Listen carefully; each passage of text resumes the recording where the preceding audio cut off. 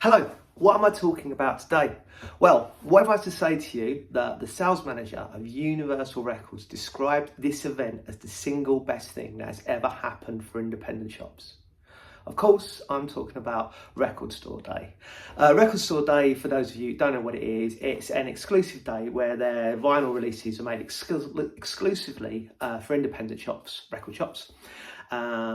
I think it's something like 270 stores are taking part this year across the UK. The idea was started back in 2007 in America. It was pitched as an idea to have an event along similar lines as the Free Comic Book Store Day. And then the first official one was in 2008. It came in the UK. And then it's been going from strength to strength ever since then. They have the one event in April, and then they normally have they do one on Black Friday as well. I'm a fan of Record Store Day. I think it's brilliant. Obviously, independent record shops, as we all know, are massively important, and the fact that you can only get these through the record shops is great because it means it's driving people in to independent stores. They normally turn the day into like an event. They'll have like in stores or stuff like that. And it's great to get out and meet like-minded people. When I first got involved in participating in Record Store Day, I didn't have such a good opinion of it, to be honest with you. I didn't know about it in 2008, but in 2009, Blur released the first music since they got back together. They released this one-sided 7-inch called Fool's Day, which being a big Blur fan, I was like, right, I need to get hold of a copy of that. And I was living in Kent back then. And the two record shops that I tried to get it from, which both don't exist anymore, had a really strange idea about what they were going to do or how they were going to sell it. So one of them, you had to be in the shop all day, and you had to buy a raffle ticket, and then they would draw out the raffle ticket at certain points during the day, so you'd have an attempt or a chance to buy the record, but you'd have to be in the store for the whole day, just on the off chance that you could get your number pulled out. And then the other one was, I think if you bought two or more records, you got a raffle ticket.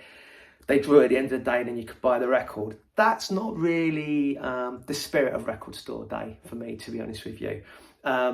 Since moving up to the north, the record shop that I mainly go to is Loafers in Halifax, which, if you haven't been, it's a great record shop.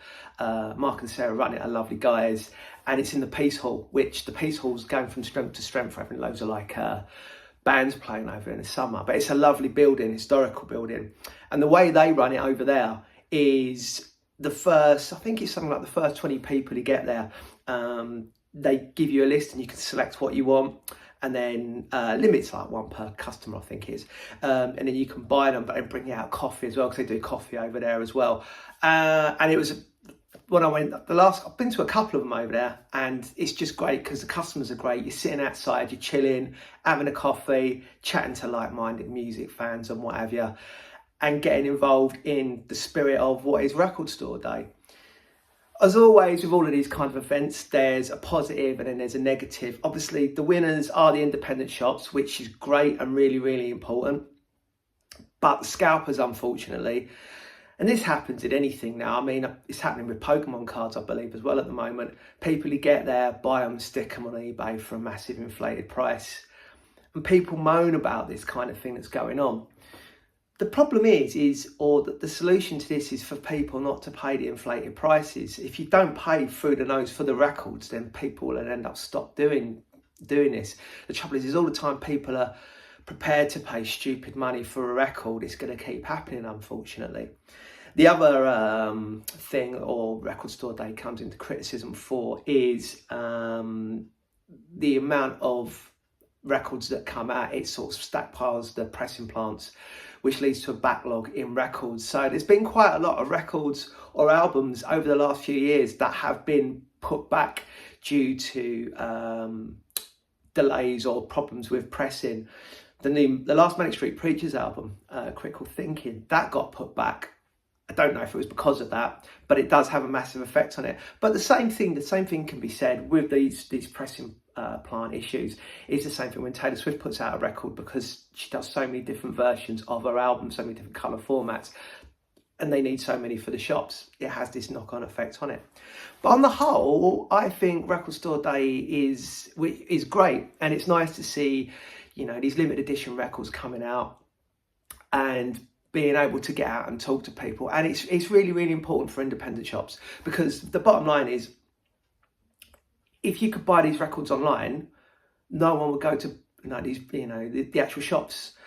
And the whole experience of going into a shop, obviously I work in a record shop, not an independent one, but it's really, really important to go in and support these places, because once they're gone, just think about how boring it's going to be if the only way you can buy your records is to just click on a link and order them online, and you don't have that interactions with people.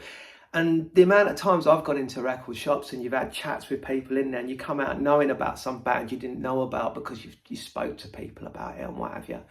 So yeah, I think I might do a video in a before Record Store Day, showing some of the bits and bats that I have bought over the time of doing it. But I just thought I'd do a little one today about Record Store Day. What do you think about it? Stick some stuff in the comments and what have you. Have you had good experiences? Have you had bad experiences? I think the good experiences outweigh the negative ones. And what are you looking forward to buying or trying to get hold of this year? Cheers, guys.